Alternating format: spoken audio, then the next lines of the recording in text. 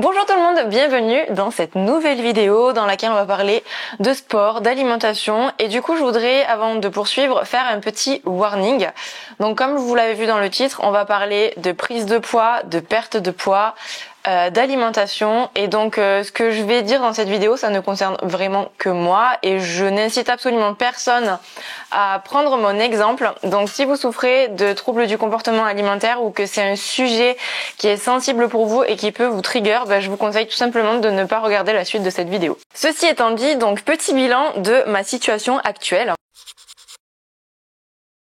Il se trouve que en 3-4 ans environ, j'ai pris quasiment 10 kilos. Ça date de, on va dire, avant le premier confinement. Ça a continué après parce que j'avais avant de bonnes habitudes que j'ai un petit peu perdues. C'est le cas aussi de Flo. Flo aussi a pris du poids. On s'est lancé ce challenge à deux. Flo a aussi pris du poids, mais je vais surtout parler de moi puisque voilà, je vais vous expliquer ce qui s'est passé. En gros, ce qui s'est passé, c'est que déjà, à partir du premier confinement, mon activité physique, elle a pas mal baissé. Avant le Covid, je faisais pas mal de sport. En fait, pour ceux qui ne savent pas, le sport que je pratique depuis très longtemps, j'ai commencé quand j'étais toute petite, c'est le taekwondo. Et avant le Covid, je faisais beaucoup d'entraînement. Je me motivais pour participer à des compétitions, voilà, c'était l'ambiance du club et tout, j'aimais bien. Et donc, ce qui fait que forcément, quand on s'inscrit à des compètes, il faut s'entraîner beaucoup. Il y a une époque où je m'entraînais 5 fois par semaine en fait, et à chaque fois des entraînements de 2 heures. Et puis quand est arrivé le Covid, forcément les gymnases étaient fermés, moi j'étais dans le sud chez mes parents et je pouvais pas m'entraîner aussi souvent qu'avant. Alors ce qui est trop bien, c'est que dans mon club, on a quand même mis en place des choses pendant le confinement. On se retrouvait sur Zoom pour faire des entraînements à distance. C'était pas aussi intensif que les entraînements qu'on pouvait faire en gymnase, mais ça permettrait quand même de garder une activité physique. Et sachant qu'en plus de ça, j'essayais quand même d'aller faire des runs quasiment tous les matins. Alors pas forcément tous les matins, mais en tout cas j'y allais plusieurs fois par semaine. Et je courais minimum une demi-heure. J'ai jamais couru des distances de ouf, mais en gros, je faisais entre, on va dire, 6 et 8 kilomètres à peu près. Donc ça me permettait quand même de garder une certaine activité physique, même si ça correspondait pas du tout en fait à ce que j'avais l'habitude de faire quand j'étais à Paris et qu'il n'y avait pas de confinement quoi. Après les confinements, en fait j'ai pas repris de manière aussi intensive qu'avant parce que je suis vachement moins dans le mood des compétitions maintenant et c'est vrai que j'ai aussi une espèce de peur de me blesser parce qu'en fait, je me suis déjà cassé le nez il y a quelques années et c'était hyper handicapant. Je suis restée quand même chez moi pendant au moins 3 semaines et j'osais même pas ouvrir au livreur Deliveroo parce que j'avais le nez plâtré. Ça m'a vachement impacté dans mon activité professionnelle parce que j'avais pas envie de montrer ma tête en story alors que j'avais la tête plâtrée. Et donc c'est vrai que c'est une peur que j'ai maintenant parce que en fait, au club, je sais que ça risque pas grand-chose quand on fait du combat, mais c'est vrai que dès qu'on part en compétition, on est là pour gagner, on est là pour pas éclater l'autre parce qu'il y a quand même un état d'esprit qui est voilà. Mais les risques de blessure ne sont pas inexistantes et du coup c'est une peur que j'ai depuis, c'est de me faire mal et de plus pouvoir travailler parce que si je me casse le bras, je fais comment pour faire des cours en ligne de pâtisserie? Si je me casse une jambe, c'est pareil. Même si je me recasse le nez, en fait, ça veut dire que les stories c'est fini, les vidéos YouTube c'est fini, mes cours en ligne c'est fini et donc en attendant, j'ai pas de chiffre d'affaires qui rentre. Donc c'est vrai que ça c'est une peur qui est restée après ma première blessure à cette compétition. J'ai repris le sport de manière régulière, donc aujourd'hui j'y vais 3 fois par semaine au lieu de 5, donc ça fait quand même 3 fois 2 heures, c'est cool, mais du coup mon activité globale a baissé et donc ça s'est ressenti sur ma balance. Il y a aussi le fait que donc avant je m'entraînais vraiment pas tous les jours mais presque, c'était le lundi, le mercredi, le jeudi, le vendredi et le dimanche et maintenant je suis en couple avec Flo et c'est vrai que j'ai quand même envie d'avoir des soirées où je profite avec lui, où je passe du temps avec lui. Il y a aussi le fait que maintenant le week-end je donne des cours de pâtisserie donc je peux pas aller tout le temps au cours du week-end et même si j'ai pas cours en vrai j'ai envie quand même de passer mes week-ends avec Flo. Donc c'est aussi pour ça que j'ai réduit mon nombre de séances à 3 et forcément ça s'est ressenti, j'ai eu une baisse de mon activité physique générale. Donc sur la balance ça n'a pas manqué. Mon alimentation a aussi changé dans le sens où alors déjà pendant les confinements je pense que j'étais chez mes parents tranquille et donc j'ai mangé beaucoup plus que ce que je mangeais avant. Et puis en vrai j'ai jamais vraiment fait trop attention, j'ai jamais compté ce que je mangeais, etc. Mais c'est vrai que, en fait, depuis qu'on est ensemble avec Flo, ben l'amour ça passe par la bouffe en fait. C'est vraiment, je pense que quand on est ensemble, on a grave envie de se faire plaisir avec la bouffe. Et il y a aussi le fait que en fait, quand mon alimentation quand j'étais célibataire, c'était pour le salé, c'était pas très élaboré. C'est-à-dire que moi en fait, manger des légumes vapeur avec un filet de sauce soja, en fait, ça me va. J'ai jamais fait de trucs très élaborés en salé. Même si j'ai toujours fait de la pâtisserie et que je mange mes desserts, finalement tout ce qui était plat de résistance ou entrée ou choses comme ça, c'était souvent beaucoup de légumes. Flo, c'est le contraire. Flo, il adore cuisiner le salé, donc il adore faire des petits plats en sauce, il adore faire des pizzas, il adore faire des pâtes, il fait même des pâtes maison, des gnocchis maison, etc. Par contre, lui, il mangeait pas de dessert, jamais, vraiment. Et donc, quand on s'est mis ensemble, on a combiné les bons petits plats salés avec mes desserts. Et donc, vous vous imaginez bien que ça s'est ressenti aussi sur la balance. Petit à petit, on a commencé à prendre du poids. Je pense qu'il y a aussi le fait que, comme je vous disais, nous, l'amour, ça passe par la bouffe. Et donc, on aime bien se faire plaisir, on sort pas mal au resto et on regarde pas trop ce qu'on mange, on fait pas trop attention. Il y a aussi le fait que, j'ai repris cette chaîne YouTube il y a un peu plus d'1 an maintenant. Et c'est vrai que j'ai envie de vous montrer ce qui existe sur le marché vegan. Et donc, je teste beaucoup plus de produits industriels qu'avant. Et c'est vrai que j'en ai plus ou moins tout le temps dans mon frigo. Donc ça aussi, ça a pas mal joué. Ça commence à faire 3 ans. Et donc, voilà, les kilos se sont accumulés. Et aujourd'hui, tous les deux, on en est à plus 10 kilos. Donc résultat, je vais vous dire des chiffres dans cette vidéo parce qu'en vrai ça me dérange pas du tout de dire mon poids, ma taille et tout. Il faut savoir que je fais 1m60, je suis pas très grande et en début de semaine quand je me suis pesée, je faisais 62,3 kilos. Sachant que j'ai une limite psychologique dans ma tête qui a toujours été de 58 kilos. Alors, ce qui ne veut rien dire parce que je sais très bien que le poids sur la balance, c'est vraiment représentatif de rien. Mais c'est vrai que d'être montée sur la balance et d'avoir dépassé cette limite, je me suis dit, waouh, là, faut vraiment que je fasse un truc. Et pour vous donner une idée, quand je faisais beaucoup de sport, je me souviens de mon poids parce que quand j'avais fait cette compétition où je me suis cassé le nez, je crois que c'était en, 2017 ou 2018, j'étais dans la catégorie moins 53 kilos. Donc vous voyez qu'on est vraiment à plus 10 kilos sur la balance. Voilà pour les chiffres. Et ensuite, il y a aussi quelque chose qui compte, je pense, c'est l'âge. Aujourd'hui, j'ai 33 ans, je vais avoir 34 ans cet été. Donc je pense que mine de rien, ça compte aussi dans la condition physique, dans le stockage, voilà. Donc maintenant, les objectifs. Donc avec Flo, on a décidé de se reprendre en main. Pour ça, notre premier objectif, en fait, c'est de perdre du gras. Parce qu'on va pas se mentir, on a pris 10 kilos, mais c'est pas 10 kilos de muscle. Ça, c'est sûr et certain. Donc le premier objectif, c'est de perdre du gras. Et moi, vraiment, j'ai envie de me sentir mieux dans mes fringues, de me sentir plus tonique. Alors, j'ai pas changé de taille. Mais je vous avoue que je suis quand même limite au niveau de mes jeans. Là, je sens que je suis pas très loin de passer à la taille au-dessus. Après, comme je vous disais, le poids sur la balance, c'est pas forcément très représentatif. Moi, ce que je veux voir, c'est ce que je vois dans le miroir, comment je me sens dans mes fringues et me sentir en fait juste un petit peu plus tonique parce que là je le sens en fait que j'ai pris du gras et c'est quelque chose qui me dérange. Je comprends tout à fait les personnes que ça ne dérange pas et qui se sentent très bien comme ça et c'est cool. Mais moi je vous avoue là quand je me regarde dans le miroir je me dis franchement ça va pas. J'ai vraiment envie de me sentir plus ferme et plus tonique quoi. L'objectif numéro 2 c'est alors perdre du gras mais aussi prendre du muscle. Moi j'avoue que en fait j'ai jamais fait de muscu, j'ai jamais fait du sport avec des poids.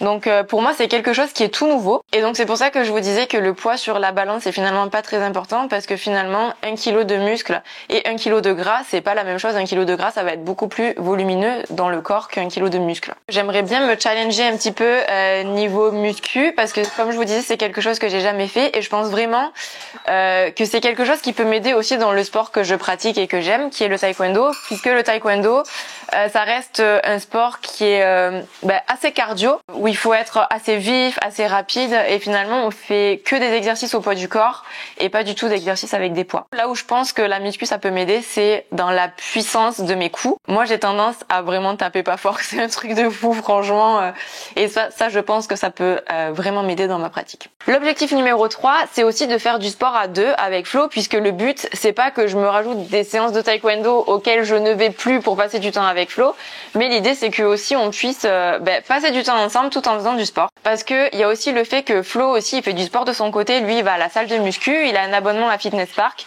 et moi en fait j'ai déjà mon abonnement au taekwondo qui me coûte un petit peu plus de 500 € par an et donc je veux pas rajouter en plus un abonnement à la salle, ça me coûterait vraiment trop cher sur l'année. Donc Flo il va un petit peu moins à la salle et il fait les entraînements avec moi et moi je vais un petit peu moins au taekwondo et on fait les entraînements ensemble. Donc voilà, ça nous permet de partager ça. Mon quatrième objectif, c'est de rééquilibrer mon alimentation. Donc comme je vous disais, on fait vraiment pas attention à ce qu'on mange avec Flo. On mange sûrement beaucoup trop par rapport à nos besoins quotidiens. Et moi, je suis vraiment très gourmande et c'est vrai que là, j'en suis à un stade où ça me dérange pas de me déglinguer une tablette de chocolat devant la télé.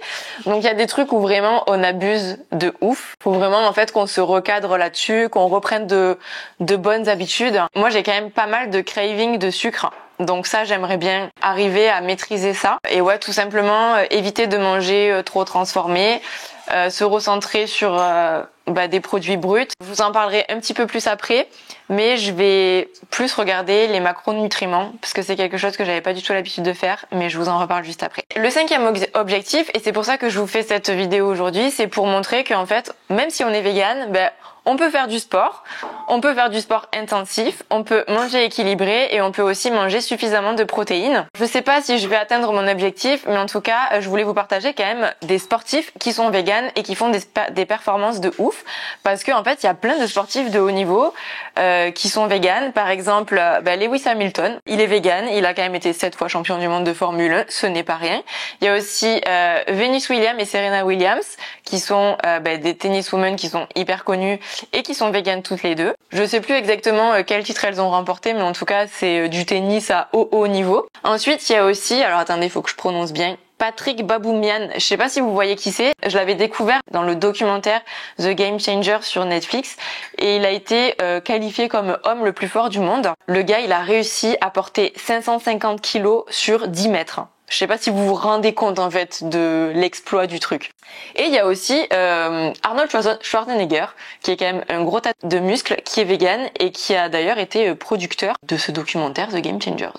T'as oublié Florian TDK. Et Florian TDK, vegan bodybuilder très connu. Exactement. De nous tous. D'ailleurs, je fais un petit interview dans la vidéo.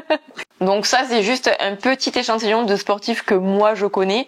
Mais si vous tapez sur Google, vous verrez qu'il y a énormément de sportifs véganes, des basketteurs, des handballeurs, des golfeurs. Enfin, il y a vraiment de tout et des gens qui font des perfs vraiment de fou. Le programme, qu'est-ce qu'on a prévu avec Flo pour se retrouver notre shape? Déjà, il faut savoir quand même que depuis que je suis végane, j'ai toujours fait du sport. Et j'ai toujours quand même fait plus ou moins attention à mon alimentation. En tout cas, c'est un sujet qui m'a toujours beaucoup intéressée, mais c'est pas mon métier. Et je pense que des fois, c'est important de se faire accompagner, de faire confiance à quelqu'un et en gros de mettre ses objectifs dans les mains d'une personne dont c'est le métier, qui a vraiment toutes les connaissances. Et je pense que c'est important en fait de suivre un programme qu'une personne comme ça nous donne sans forcément questionner et vraiment faire confiance. Donc c'est ce qu'on a fait avec Flo. En fait, on a choisi de se faire accompagner par Chal du compte Instagram Vegan Chal. Lui, il est coach sportif. Il est aussi spécialisé en nutrition végétale et en santé mentale. Donc, ce qu'on a fait, c'est qu'on a fait un premier rendez-vous avec lui pour lui expliquer nos objectifs et la situation, tout comme ce que je viens de vous présenter aujourd'hui. Et ensuite, on s'est vu pour une séance à la maison. Donc, chez Flo, puisque c'est là qu'on va faire la majorité de nos séances, pour déjà voir l'espace qu'on a, voir le matériel qu'on a, et pour qu'on fasse une séance ensemble, pour qu'il se rende compte de notre niveau, pour qu'il voit si on exécutait bien les mouvements et pour voir aussi nos points forts et nos points faibles. Et suite à ça, il nous a envoyé un programme. Alors nous, on a choisi, on est un peu des ouf, mais on a choisi 5 workouts par semaine. Donc ça veut dire que du lundi au vendredi, tous les jours, on a un workout. Sachant que moi, j'ai quand même mes 3 séances de taekwondo par semaine. Donc c'est 3 fois 2 heures, donc ça va me faire quand même beaucoup de sport dans la semaine, mais on s'est gardé samedi et dimanche en repos où on peut faire un petit peu ce qu'on veut et où on a droit à un cheat meal. Pour qu'on reste focus, moi je pense que c'est important qu'on ait ce programme et le fait qu'on le fasse ensemble, ça permet aussi de se challenger tous les deux, sachant que je vous avoue que moi j'ai quand même l'esprit de compétition et Flo je trouve qu'il l'a aussi Et donc ça veut dire que si un jour il y a l'un de nous deux qui n'est pas motivé, enfin par exemple si moi je suis pas motivée mais que je vois Flo qui part faire son workout, en fait je vais jamais accepter qu'il parte faire son workout sans moi parce que je vais me dire oh non, genre lui il progresse et moi non.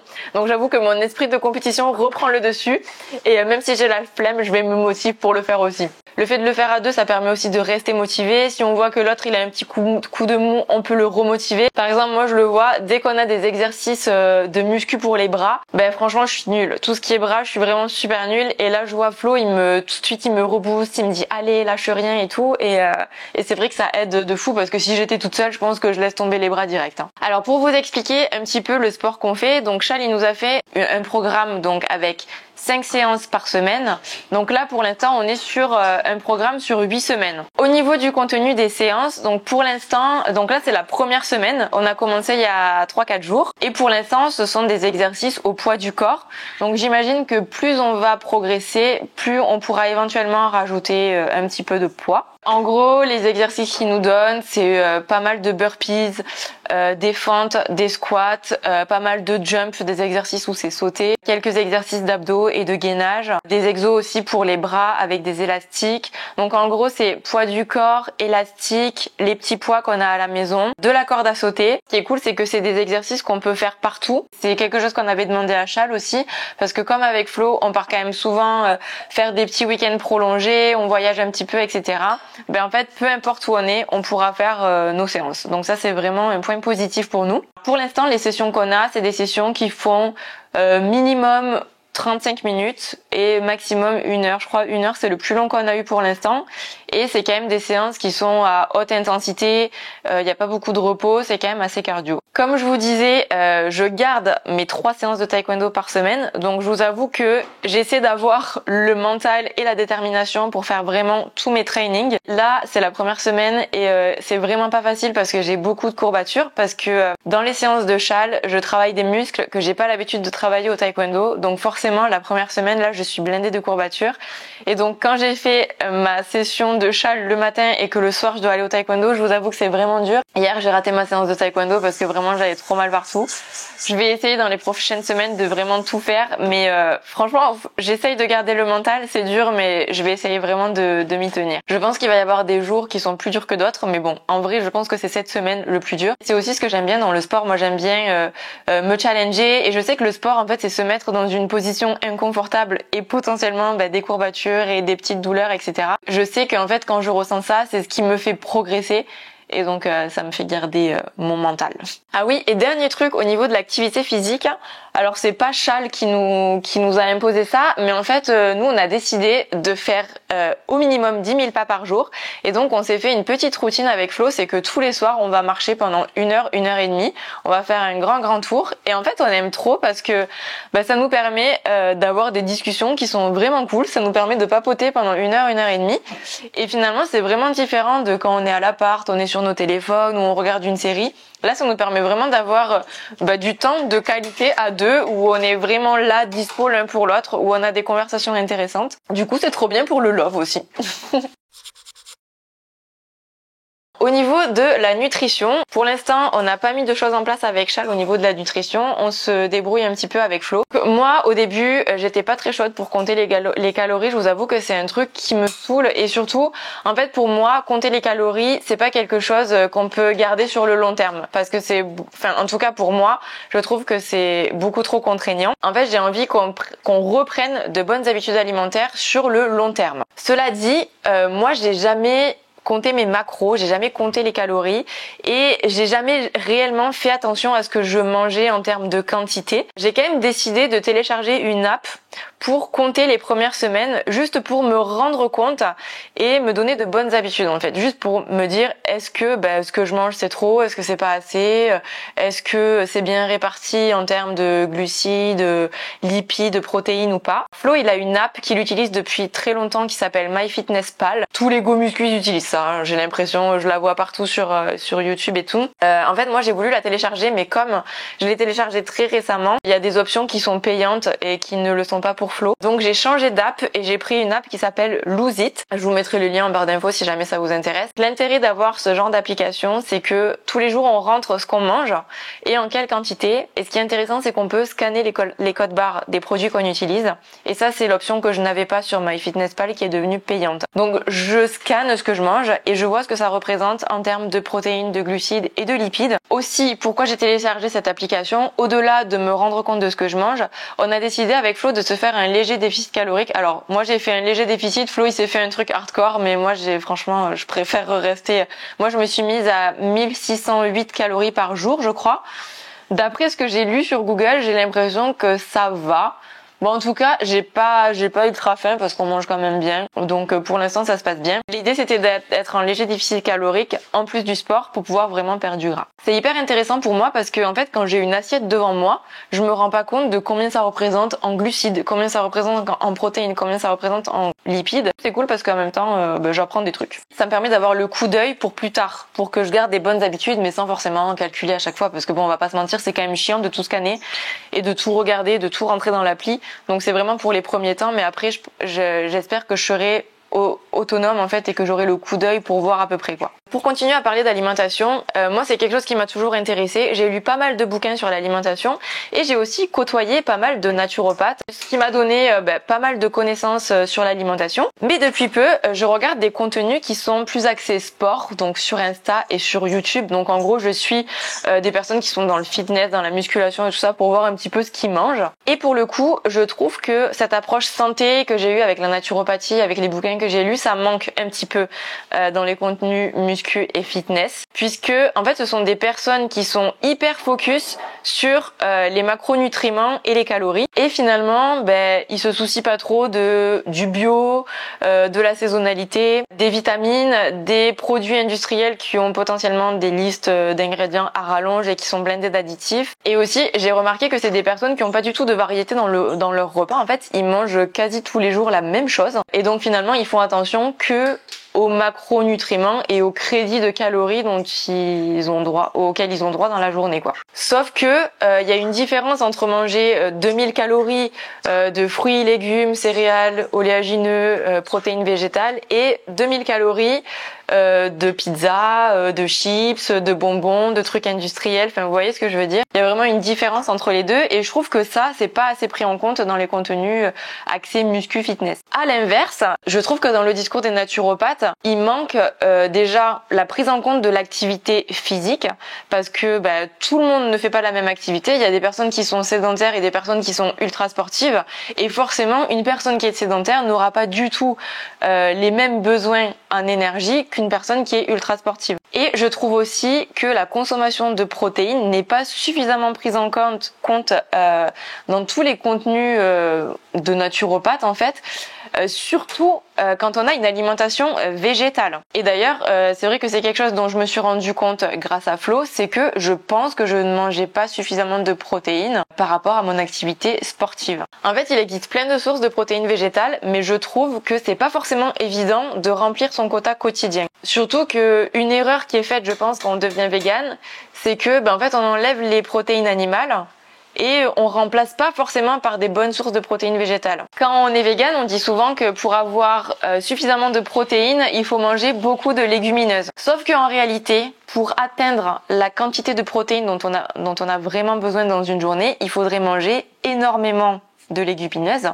Et en fait, ce qu'on se rend pas compte, c'est que ça représente énormément de glucides. Alors certes, manger des pois chiches, c'est mieux que manger des pâtes blanches, mais en fait, en termes de glucides, on atteint quand même une quantité qui est assez énorme. Pour la consommation de protéines, ce qu'on dit, c'est qu'il faut consommer entre 0,8 g et 2,2 g de protéines par kilo de poids de corps par jour. Par exemple, donc moi qui suis actuellement à 60 kg environ, j'ai une activité sportive régulière, donc je considère qu'il me faut environ 100 g de protéines par jour. Je dis 100 comme ça simplifie. Je vais vous dire ce que ça représente 100 g de protéines. Pour ça, je me suis aidée d'un article qui est trop bien de Alice Esmeralda. Elle a fait un article hyper complet sur les protéines végétales. Je vous mets le lien en barre d'infos. N'hésitez pas à aller le lire, il est génial. Donc par exemple, 100 g de protéines, ça représente 204 g de levure maltée, 206 g de protéines de soja texturées, 357 g de lentilles corail, 400 g de lentilles vertes, 400 g de pâte de lentilles corail, 400 g de cacahuètes ou de beurre de cacahuète, 500 g d'amandes, 741 g de tofu nature, 769 g de quinoa. Enfin bref, la liste est encore longue, vous pouvez aller voir ça sur le site d'Alice Esmeralda. Donc vous vous rendez compte que pour avoir 100 g de protéines, il faut manger énormément en quantité selon les ingrédients. Sauf que en termes de calories, c'est différent. Par exemple, 357 g de lentilles corail, c'est 1236 kilocalories, alors que 206 g de protéines de soja texturées, c'est 387 calories, et donc tout ça pour la même quantité de protéines. Souvent quand on est vegan, il faut manger beaucoup de glucides pour atteindre son quota de protéines, et finalement avoir un bon ratio glucides, protéines, lipides, c'est pas toujours évident sans manger hyper calorique. Bref, en tout cas, je dis pas qu'il faut pas manger de céréales, de légumineuses, etc. Mais je dis juste qu'il faut pas tirer ses protéines uniquement de ça. Donc forcément, quand on aura une quantité raisonnable, je sais pas, de pois chiches ou de quinoa ou quoi dans la journée, ça va compter dans les apports en protéines et c'est cool, mais il faut compléter par d'autres choses. Et pour moi, les meilleures sources de protéines végétales, c'est déjà la levure maltée. N'hésitez pas à en saupoudrer sur tous vos plats. Les protéines de soja texturées, les protéines de pois texturées et le sétan. Moi je trouve que c'est quand même un peu compliqué de s'y retrouver, c'est pour ça que pour l'instant j'aime bien avoir cette application qui me permet de compter un petit peu et de voir ce que ça représente. Voilà pour la situation dans laquelle nous nous trouvons en ce moment et le programme qui nous attend.